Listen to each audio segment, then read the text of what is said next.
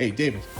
There's licensed brands, there's house brands, and there's independent brands. What's the right balance in a typical dispensary, and where are we headed as a market today? Okay, first we have to define the difference between the three. Licensed brands are easy: Gucci, Prada, Ferragamo, Tiffany, licensed brands. House brands, Marchand NYC, Clear Vision, any of the other ones that are house brand oriented like that.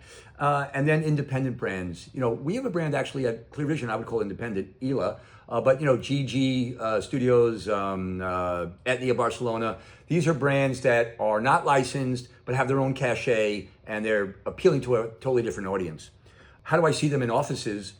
Personally, I see all three working very nicely. Different consumers have different approach to the market. So house brands appeal to people that want things that are nice.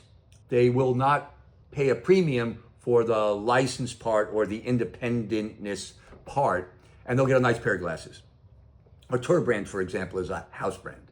You know, the person that where the name is more important, or the prestige is more important, or a certain quality aspect is more important. You know, great license brands exist for that. And the person that would be like my son or daughter that doesn't want what anyone else has, but they want something very unique, independent brands appeal to that consumer. Where's it going? I believe that you should see all three of these in the market.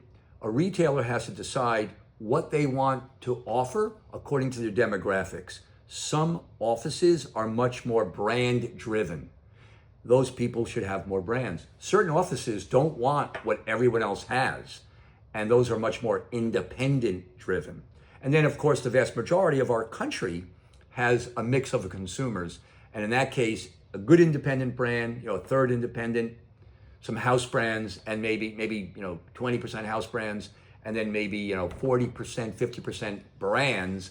That makes sense. For me, also, brands tend to be equivalent, so I don't think you have to have every brand. I think you have to have some brands that are recognizable for the consumer to justify your retail. Great. Thanks, David. Appreciate it.